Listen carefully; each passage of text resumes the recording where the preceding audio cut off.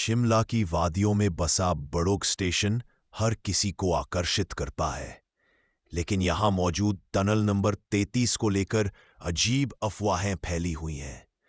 कहा जाता है कि यह सुरंग न सिर्फ इंजीनियरिंग का चमत्कार है, बल्कि भूत प्रेतों का घर भी है। लोक कथा है कि अंग्रेज इंजीनियर कर्नल बड़ोग ने इस टनल का निर्माण शुरू किया था, लेकिन गलती से माप गलत हो गया और टनल अधूरी रह गई। शर्म और अपमान के कारण कर्नल ने आत्महत्या कर ली। तब से उसकी आत्मा इस सुरंग में भटकती है। दिल्ली से आए 5 दोस्त आदित्य, नेहा, विक्रम, कव्या और राहुल छुट्टियां बिताने शिमला पहुंचे। विक्रम ने हंसते हुए कहा, दोस्तों, सुना है यहां की टनल नंबर 33 बहुत भूतिया है, चलो वहीं चलते हैं। नेहा घबराकर बोली, अरे क्यों बेवजह मुसीबत मोल लेते हो? घूमने आए हैं, भूत पकड़ने नहीं। लेकिन आदित्य को रोमांच पसंद था। उसने सबको मना लिया। सोचो, अगर हमने वहां रात गुजारी तो क्या मजा आएगा। ऊपर से वीडियो भी बनाएंगे। शाम होते होते वे सब टनल नंबर 33 पहुंचे। चारों ओर जंगल और ठंडी हवाओं का सन्नाटा था। टनल के बाहर लिखा था, रात में प्रवेश वर्जित। राहुल बोला, लगता है सरकार ने भी मान लिया है कि यहां कुछ गड़बड़ है। कव्या ने कांपते स्वर में कहा, मुझे अच्छा नहीं लग रहा, यह जगह अजीब है। लेकिन सब हंसते हुए भीतर घुस गए। टनल के अंदर अंधेरा था।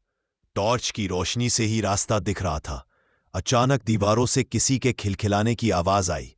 नेहा डरकर बोली, कौन है वहां? कोई जवाब नहीं आया। लेकिन टॉर्च की रोशनी जैसे ही एक कोने में पड़ी, वहां सफेद कपड़े पहनी एक औरत दिखाई दी। आदित्य ने सबको समझाने की कोशिश की, ये शायद हमारी आंखों का धोखा है, हम डर गए हैं इसलिए ऐसा लग रहा है। लेकिन तभी सुरंग की गहराई से एक भारी अंग्रेजी लहजे वाली आवाज गूंजी, this is my tunnel, you can not stay here. वह धीरे धीरे उनकी ओर बढ़ी और अगले ही पल गायब हो गई।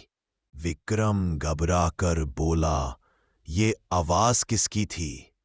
राहुल ने कांपते हुए कहा, शायद वही कर्नल बड़ोग की आत्मा है। अचानक सुरंग की लाइट्स झपकने लगी। नेहा चिल्लाई, मुझे बाहर जाना है।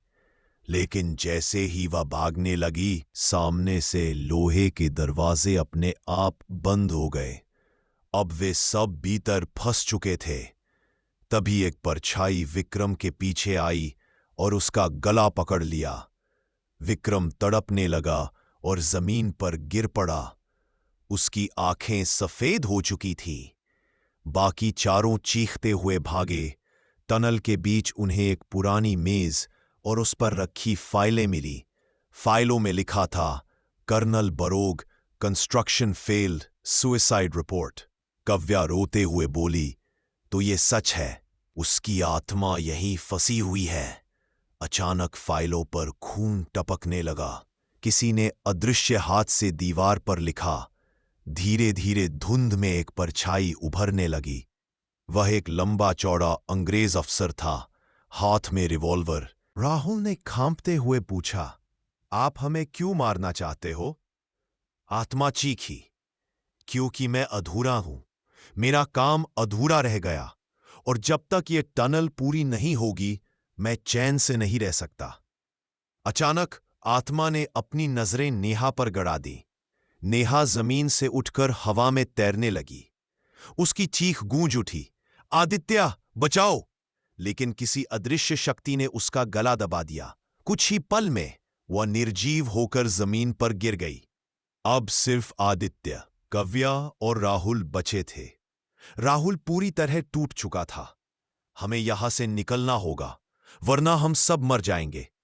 वे तीनों दौड़ते हुए टनल के दूसरे छोर तक पहुंचे, लेकिन वहां का रास्ता बंद था। पत्थरों पर खून से लिखा था, नो एग्जिट। कव्या घबराकर रोने लगी, हम फंस चुके हैं, कोई रास्ता नहीं है।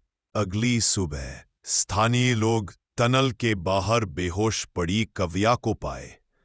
वो यहां है, कर्नल बड़ोग, उसने सबको ले लिया। लेकिन आदित्य, नेहा, विक्रम और राहुल का कोई पता नहीं चला। उनका नाम उसी सुरंग की अंधेरी दीवारों में गूंजता है। लोग कहते हैं कि जब आप टनल नंबर 33 से गुजरते हैं तो कभी कभी हेल्प मी की आवाज सुनाई देती है, और कोई नहीं जानता कि वह आवाज किसकी है, कर्नल बडोग की या उन दोस्तों की जो कभी लौटकर नहीं आए।